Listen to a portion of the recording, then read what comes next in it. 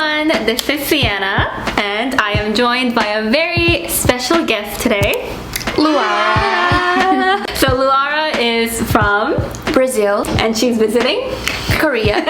So I have her on my channel today, and we've actually became quite close friends over the past month, which was really crazy because it was such a short amount of time, but we have been conversing in a lot of interesting conversations and discussions and all these wonderful topics. And as you know, on my channel I often talk about, you know, the Korean culture, beauty standards, and I've been wanting to make a video about beauty standards in Korea for such a long time, and I thought what better way than to talk about it with a dear friend and, you know, compare our different beauty standards. Yeah, we have a lot of beauty standards in Brazil too, so a lot to talk about today. What are some beauty standards in your country? So growing up, contrarily to what I know from Korea, the beauty standard in Brazil is like this big curvy Latina style that we hear about, more the Kim Kardashian style, let's say.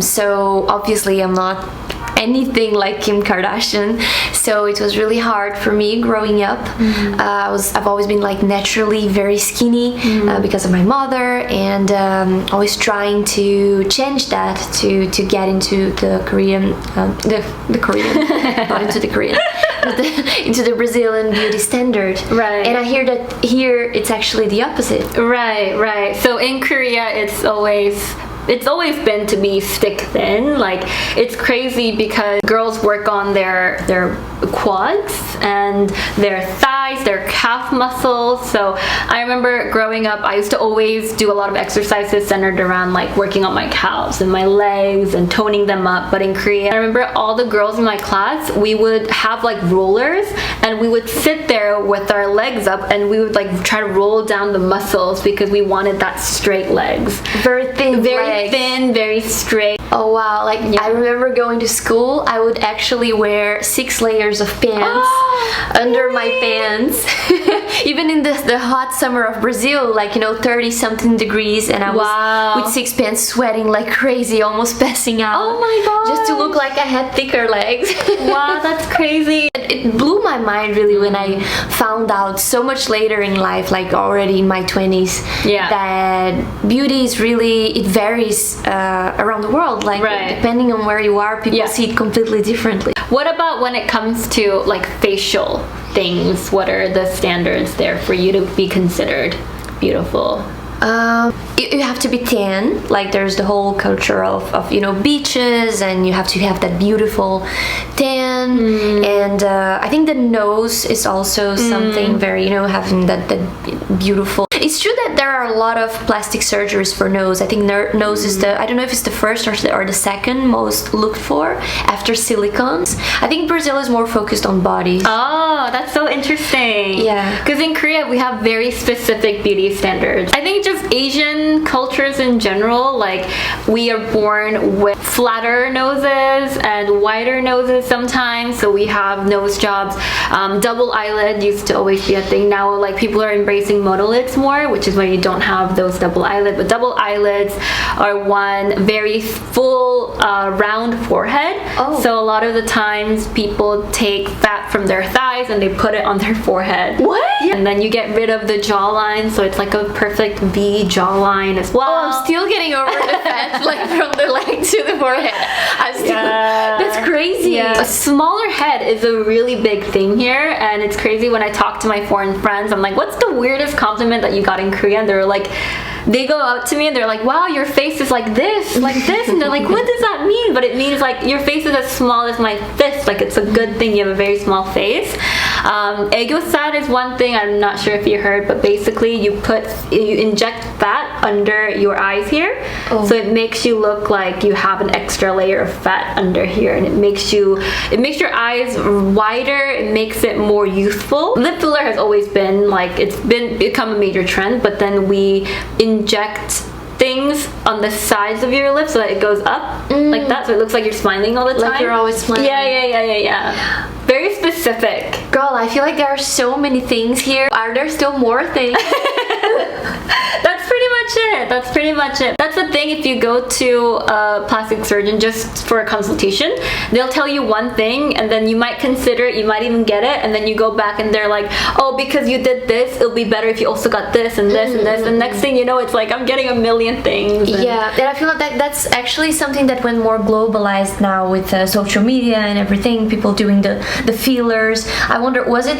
like this already in Korea before? It's always been a big thing, especially for double eyelids. That's always been around. Like after you graduate high school, a lot of the moms would gift you a double eyelid surgery just as like, congratulations, you're becoming an adult now. Is it frowned upon here, plastic surgery? No. You know, the parents say, oh, congratulations, like you're getting graduated, here's your gift. And like, do they show off to people that they did plastic surgery? Because that's something that happens in Brazil. I'm not saying everybody, I'm not generalizing, but generally people talk about it openly. It's not a reason to be ashamed. Sometimes even people get jealous, like, oh, she had the money to do that, I wish I had the same. I think plastic surgery in Korea is relatively cheaper than a lot in other countries, and things like Botox and things, you can get it for like $50 USD, so it's super cheap.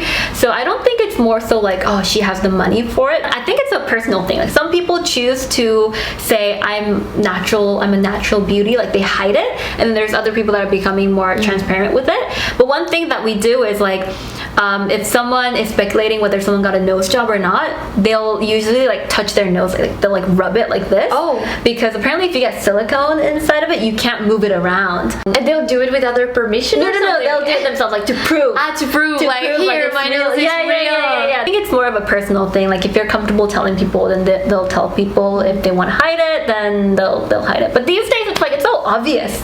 The next question is, what was your biggest insecurity growing up? Oh, just one? The biggest.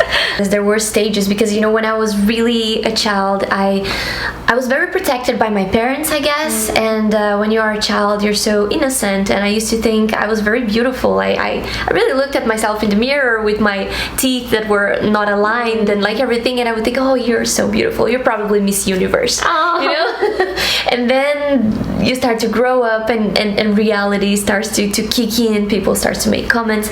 I think my first big insecurity was probably my teeth, and then it turned out to be my body hair, because I had hair on my arms. Had hair? Anymore?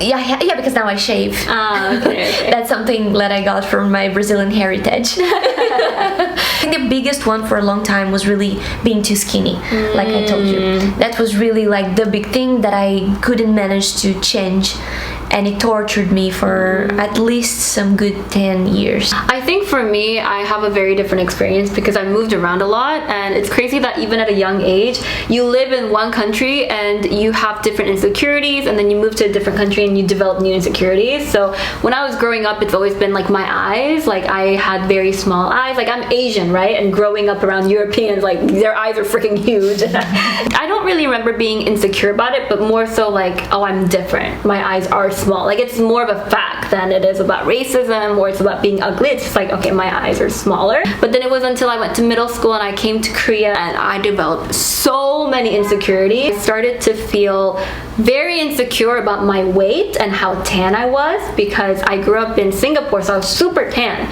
And then I said this earlier in my channel that people made up rumors saying that I was Filipino or I was half Filipino. But like I didn't understand why they would. It was the way that they said it. It wasn't like, oh, she's half Filipino. She's like, oh, she's half Filipino. Like it was. They made me sound like something negative. Yeah, something really bad. Like, oh, like she's different. You know. I was really insecure about how tan I was, but it's so stupid. Like even now when I go on vacation and I get a little bit of tan, people will comment, "Look so tan now. Why? Like go back. I don't like it."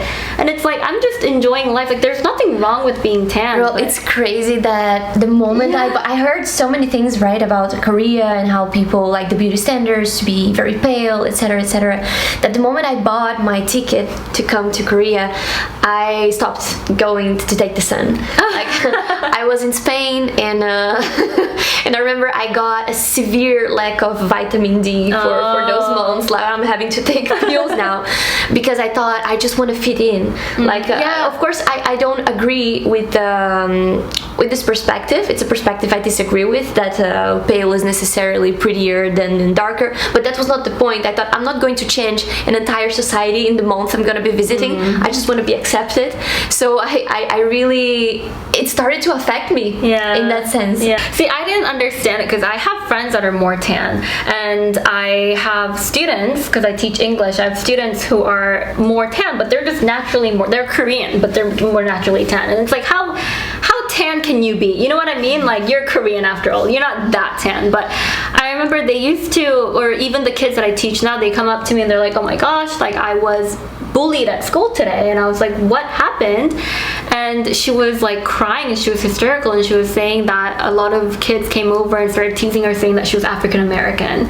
And I'm like, oh my gosh, but she's Korean. She's Korean, but it's because how tan she is. And then I've never been insecure about how tan I was since I was in elementary school, but I thought I was over that phase now. But you have so many people telling you these things, and it's like you feel bad about yourself all over again, even though you're an advocate for, like, who cares if you're tan? No, that's the thing. I have a whole channel with like tens of videos, dozens of videos talking about self-esteem and embracing who you are and accepting, and then you find yourself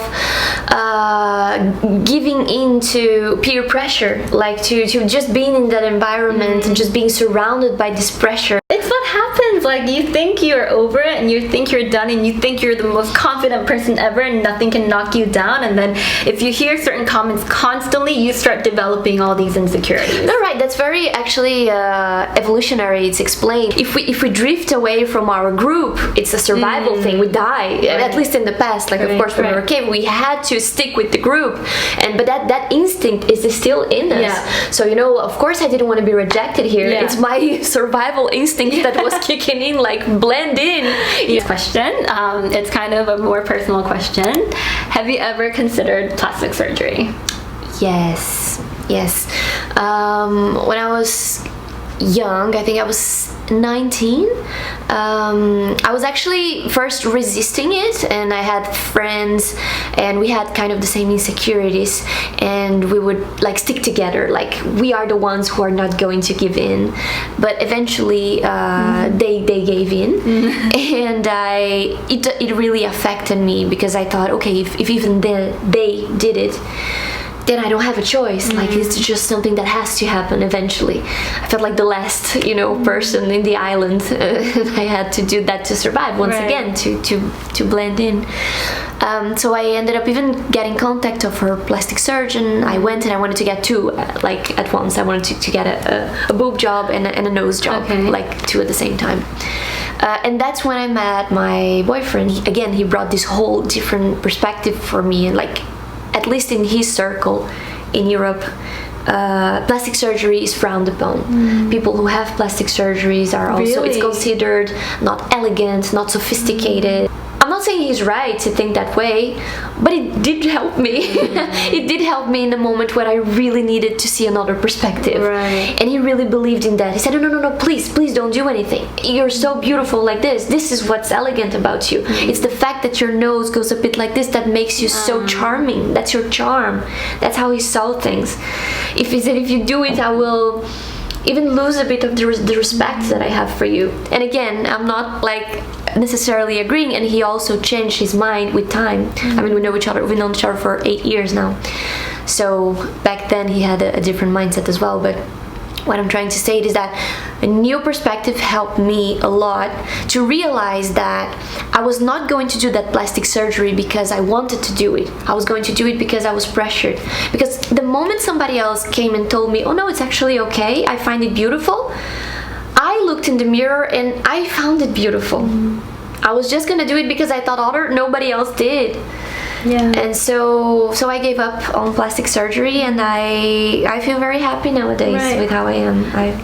There's something that you said that really resonated with me, was the fact that it's kind of, I feel like sometimes plastic surgery is kind of a trend these days. Like, you have beauty trends every now and then, like it was buccal fat removal. It changes constantly, and I feel like, honestly, like, this is not to bash anyone who has had plastic surgery. Like, I did my lips and stuff, like I did Botox here and there, played around with it, but because I played around with it, I know that at the end of the day, if you don't accept yourself for who you are, and you don't have that self-love in the first place, no matter what you get on your face, you're never going to be satisfied.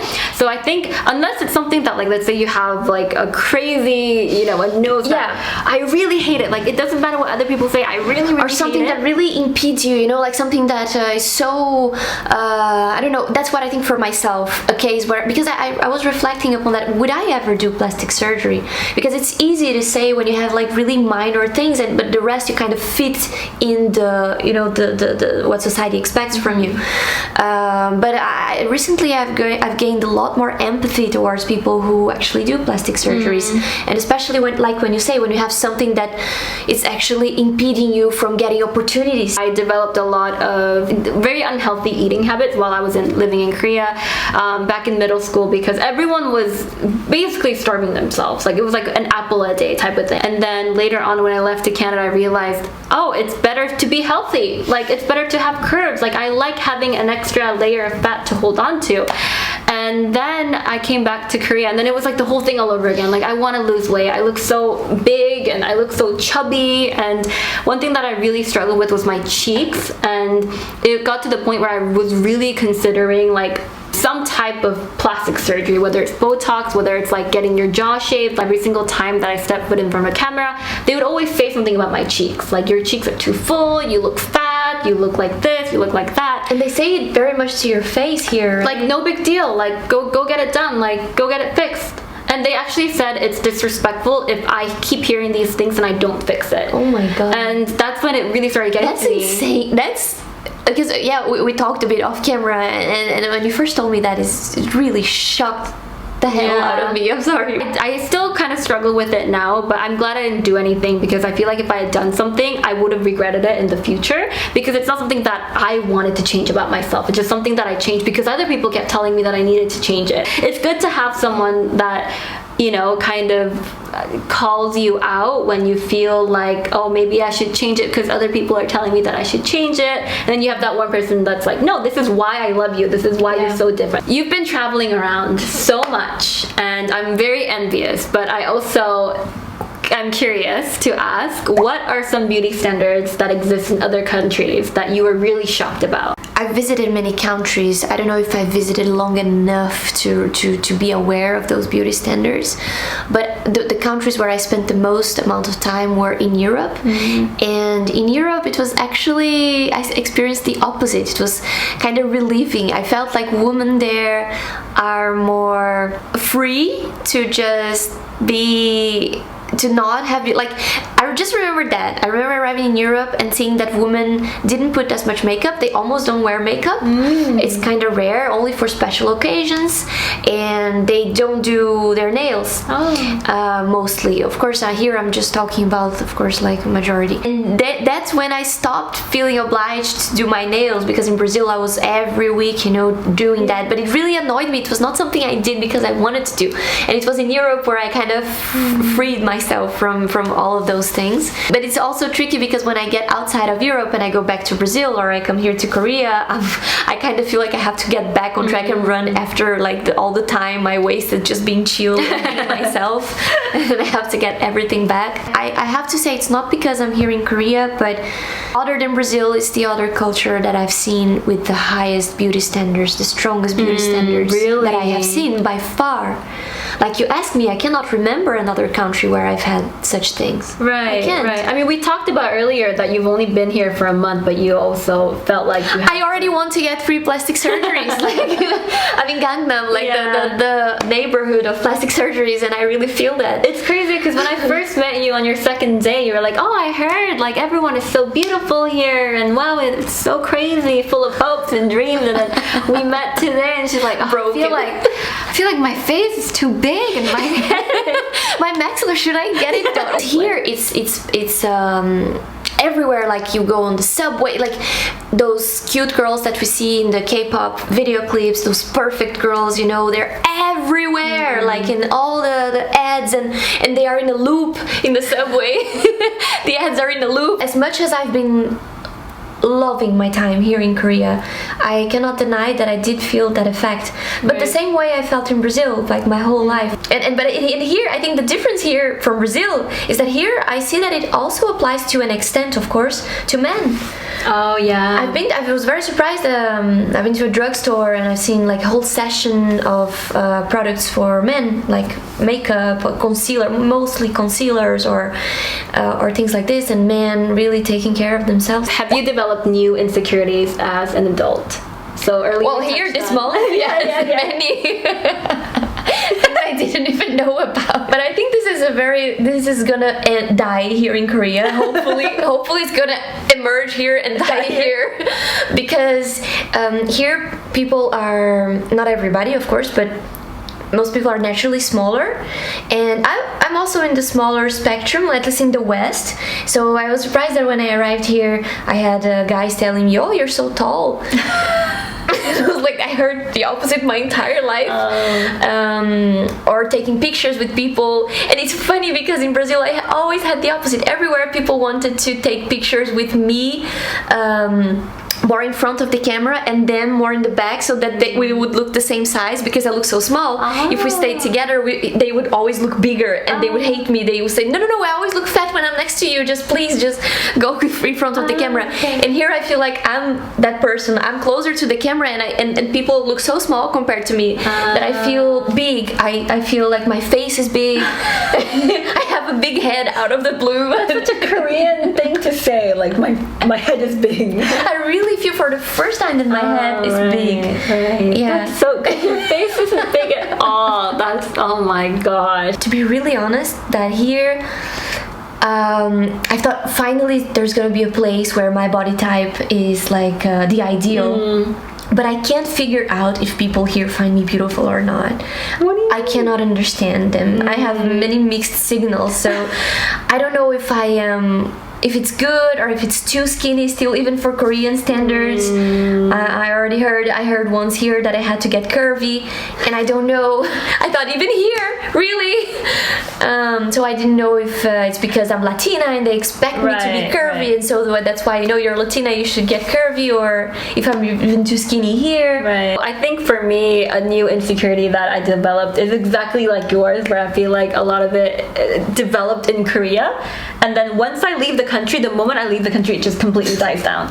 Like, that's insane. Like, just about my body as well. Like, I don't know why every time in Korea I get really insecure about my arms. Like, it's so random, but I think it's because all the women here, maybe it's Photoshop, maybe they're just really, really skinny, but in Korea, like, they call it Jenny arms because she has very, like, square arms, right? Yeah. It's, like, very 90 degree. I've never really cared about what my shoulder and my arms look like until I started taking photos, and I realized that I have very round shoulders, or I have very fatter arms compared to the rest of my body. I tend to gain weight straight away on my arms. But here's the question now. Is there any beauty standard that you feel like you actually live up to? Because we only talk about the things that we don't live up to. Is there something?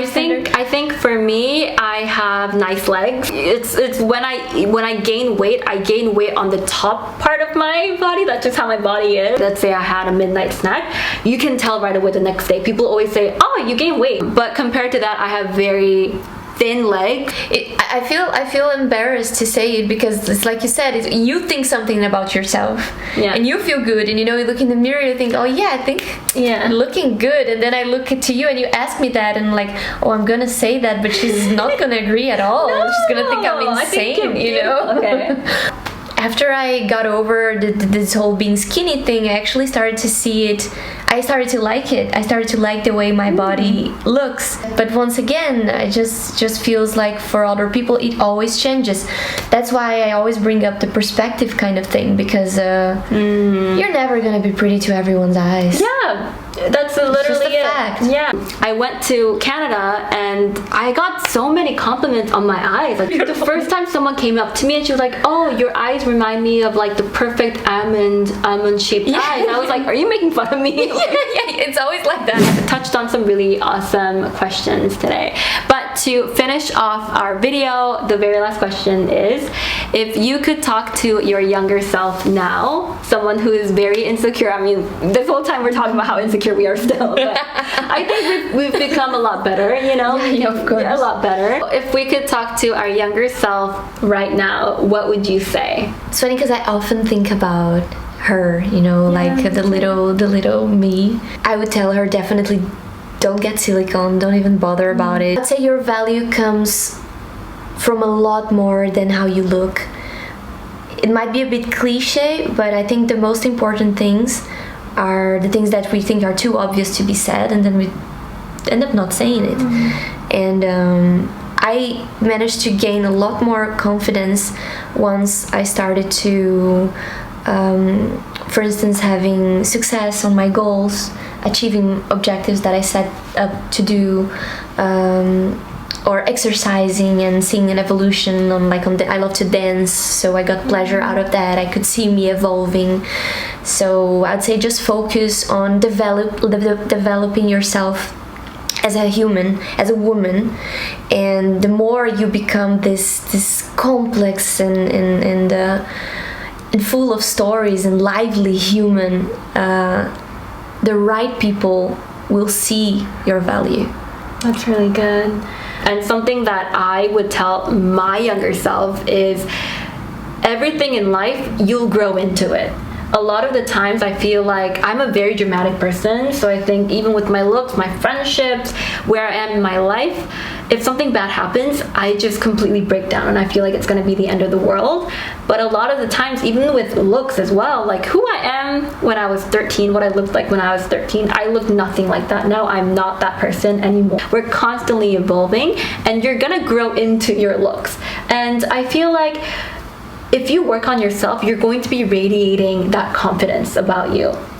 And that's why I'm really excited, because I used to really fear getting older, and when I was 20, I was like, I want to be 21 forever. Society, they really emphasize on women staying young, being beautiful. If you hit 30, people are like, oh, she's old. Yeah, no, there's like the hot guys, there are the daddies, like they are in their 50s, their 60s, and it's so sexy, and a woman, it's like a witch. A granny. Yeah. And in Korea, there's a saying that when you're in your 20s, this is the most beautiful you'll ever be in your life. And at first, I just let that, okay, I guess this is my most beautiful moment. I should take lots of photos and have fun. But then that's actually really damaging to say to someone in their 20s. Like, it's just, this is your peak, you're only gonna go. No, I refuse to believe that. And I feel like once you get older, you grow into the insecurities. Like, I used to be insecure about my eyes, my jaw, and after a while you surround yourself with people that love you for who you are, and you realize that it doesn't matter. I feel like there's a lot of pressure on people of we have to live up to those certain expectations, but it's important to not let that define you and to not focus on those outside noises. And I know it's hard, but that's just something that I would tell myself if I could talk to a 12-year-old, 13-year-old me. When you work on other aspects of your personality other than your beauty, like you said, you radiate something. It's in French it's like je ne sais quoi. It's like something that you don't really know how to point, but there are lots of people that initially they are not to my taste, personal taste of beauty standard. They completely take me over, like with their personality, and I'm seduced, and that's the kind of woman that I want to be.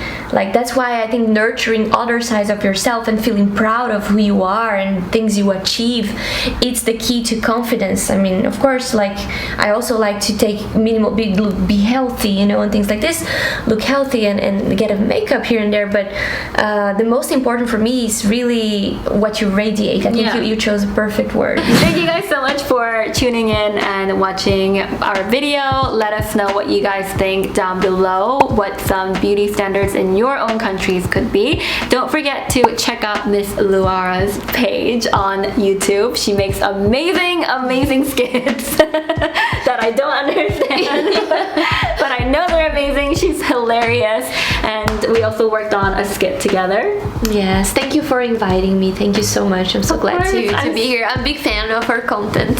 She's so a gorgeous woman. Here. So don't forget to check out her socials as well. I'll leave everything in the description below, and I will see you guys next time.